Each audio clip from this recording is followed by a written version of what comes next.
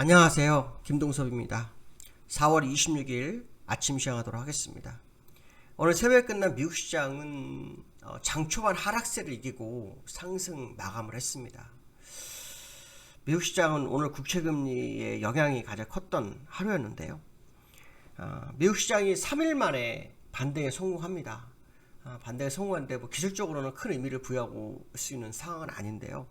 일단 미국의 장 초반에 하락한 이유는 중국의 코로나 봉쇄가 확대됐다. 이게 지금 이슈였죠. 어저께 중국 상해 지수하고 홍콩 지수가 많이 하락했어요. 그 이유 중에 하나가 뭐냐면 코로나로 인해서 봉쇄가 상하이에서 베이징으로 옮겨가고 있다고 하죠. 그래서 코로나 확대, 봉쇄에 대한 확대가 굉장히 커지고 있는 상황이고, 그것이 중국장을 하락시키고 미국 시장을 하락시킨 이유입니다. 우리나라장은 그거하고 상관이 없었고요. 우리나라장은 미국의 하락이 원인이었던 거고요.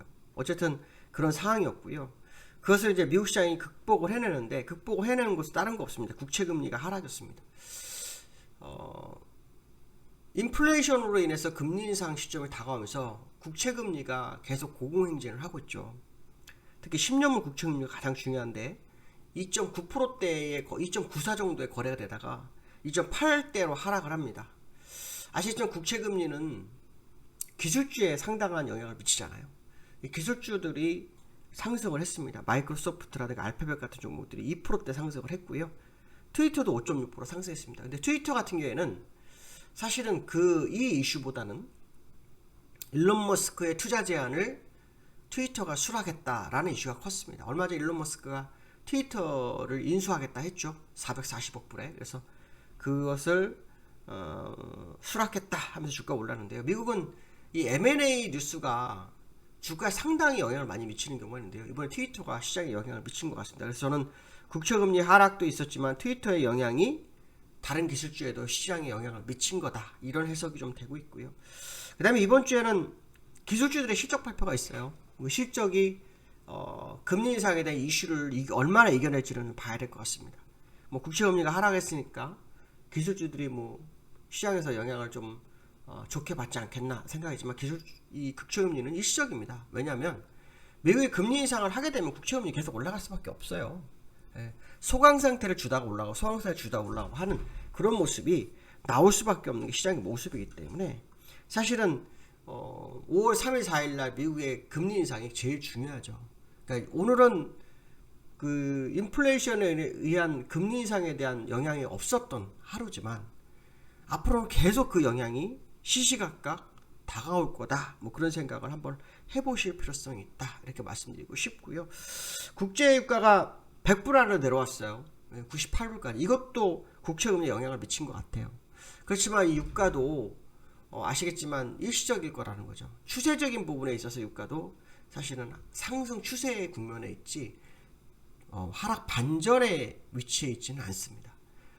유가는 우크라이나 사태 이런 것도 있지만 인플레이션 올라가게 되면 유가도 영향이 많이 미칩니다. 그래서 유가가 사실은 이제 내려오면 인플레이션이 좀 내려올 수 있겠지만 유가가 올라갈 수 있는 재료가 굉장히 많죠.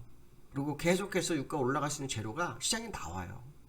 그런 부분들을 보면 사실 유가를 추세 반전으로 보기 좀 이르고요. 일단 내려온 거에 대해서 시장이 국채금리 하락하면서 시장이 영향을 좀 미친 거다 정도로 해석하시면 될 것 같습니다. 어쨌든 중요한 건 뭐냐면 다음 주가 되면 통해서 미국이 금리 인상의 가속도, 빅스텝이 진행된다는 거, 이게 시장의 중요한 관전 포인트가 될 거라는 것만큼은 우리가 잊지 말아야 될 거다. 그러니까 계속 반영을 했고 주가를 계속 끌어내진 않아요. 항상 반영했다가 잠깐 멈췄다가 반영했다가 멈췄다가 하면서 그렇게 됩니다. 결국 그 반영이 안 되는 시점은 어디냐? 금리 인상이 끝났을 때에 반영이 안 됩니다. 그러니까 금리 인상이 계속 지속되는 그 시간적인 구간, 그 구간에서만큼은 반영이 됐다가 안 됐다, 반영이 됐다 안 됐다 할 겁니다. 문제는 뭐냐면 다른 재료가 주가를 반전으로 끌고 갈 정도로 되진 않는다는 거죠. 어느 정도 돌려서 하면 다시 또 반영해서 밀고 그래서 저점을 낮추는 그런 상황이 연출될 수 있다, 이런 생각 해봐야 될 것 같고요.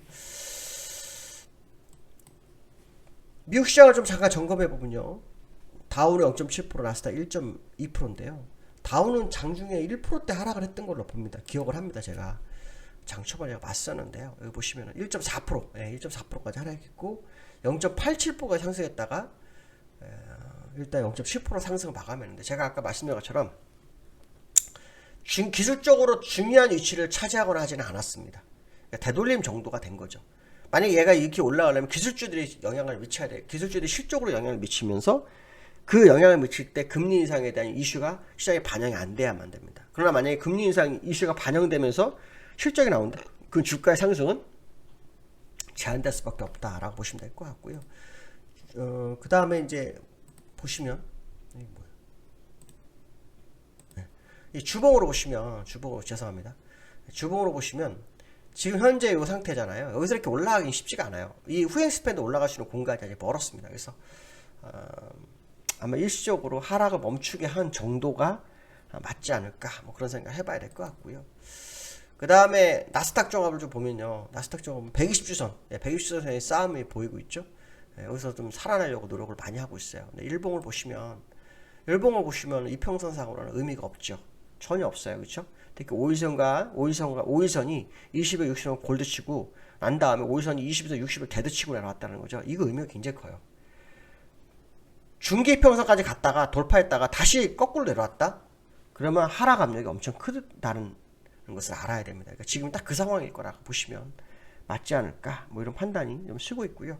아까 제가 유가에 대해서 말씀드렸었는데, 유가가 사실은 지금은 그 추세 반전하고는 멀어요. 유가 지금 이렇게 보시면 60일선을 계속 놀고 있고 60일선이 이게 눕고 있고, 그러니까 뭐 좋다, 뭐 하방으로 바뀌는 거 아니냐 이런 생각 하실 수 있는데, 월봉으로 아무 의미가 없어요. 그냥 가는 중 일시적 흔들림 정도로 보시면 답은 맞다 라는 생각이 많이 듭니다. 한번 참고하시면 될 것 같고요. 그 다음에 이제 두 번째, 원달러가 1300을 넘본다. 어저께 저녁 때 뉴스를 검색해 보니까요, 다 원달러입니다. 다 원달러. 왜 그러냐면 1250원이 너무 쉽게 왔단 말이에요. 여기환율이 종가상 1250원에 마감을 했고요. 장중에 1253원까지 갔어요. 근데 우리나라 본장에서는 1249원인가에 끝난 걸로 제 기억하거든요. 그러니까 원달러는 또 오른 거예요. 근데 실제로 이 원달러가 이렇게 오르는 이유는 딱 금리 인상 하나밖에 없거든요. 금리 인상 하나밖에 없습니다. 그래서 이 금리 인상이 계속 진행되는 과정 속에서 원달러가 올라갈 수밖에 없거든요. 어저께 1249원 90전, 그러니까 1250원 근처에 끝났거든요. 근데 여기환율에서는 미국이 올랐는데도 불구하고 1250원을 안착시켰다는 거죠. 그래서 오늘 우리나라 본장에서 원달러가 1250원을 안착시키는지를 확인하는 하루가 돼야 되겠다.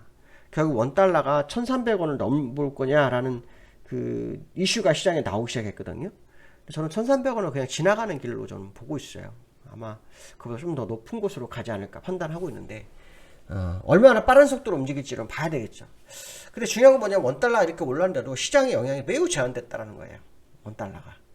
저는 시간차를 두고 시장이 버티고 있는 과정이라고 보고 있는데, 시간차를 두고 시장에 영향을 미칠 거라고 판단하고 있습니다.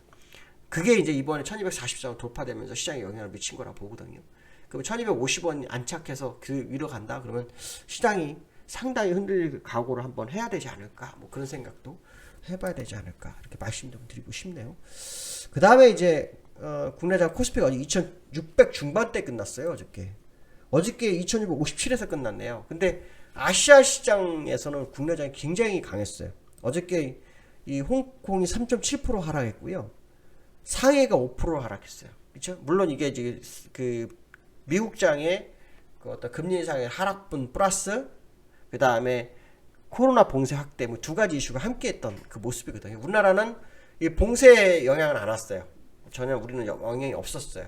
영향이 없었고 중국장 영향이 상당히 컸던 상황. 그래서 일본과 우리가 거의 제일 강했죠. 우리가 1.5%대 하락했지만 일본 1.9%, 나머지 다 2%대거든요. 그래서 요 홍콩, 중국, 상해는 아시겠지만은 코로나 영향이 조금 있었던 거고, 이 일본과 우리는 거의 미국장 영향만 받은 거다. 뭐 이렇게 해석을 해보시면 답이 되지 않을까 판단이 쓰는데요. 어쨌든 우리나라 시장이 일단은 좀 밀렸어요. 그렇죠? 근데 이제 우리나라가 어떻게 될 거냐 이 싸움이 되겠죠. 우리나라 차트를 좀 보시면 일단 이 개파락원을 떴어요. 어저께 2690 갭이 하나 있었는데, 이거를 어저께 하락으로 시작해서 마감을 했거든요. 그래서 저 갭은 메우지 않을까 싶은데 뭐 어떤 식으로 메울지는 좀 모르겠어요. 근데 우리나라가 아시겠지만 원달러의 영향을 전혀 안 받았다라는 거, 거기에 대한 원달러 영향이 시장에 미치기 시작한다면 사실은 지금 우리나라 시장은 조금 다른 행보를 좀 보일 수도 있지 않을까. 특히 기관들이 어저께 물량을 많이 버렸어요. 그래서 지금이 바닥이냐 아니냐 이 얘기가 굉장히 많이 나올 수 있는데 저는 바닥과는 아직 먼 거리에 있다. 뭐 이런 해석도 한번 해봐야 될 것 같습니다. 자, 오늘 여기까지 하겠습니다. 감사합니다.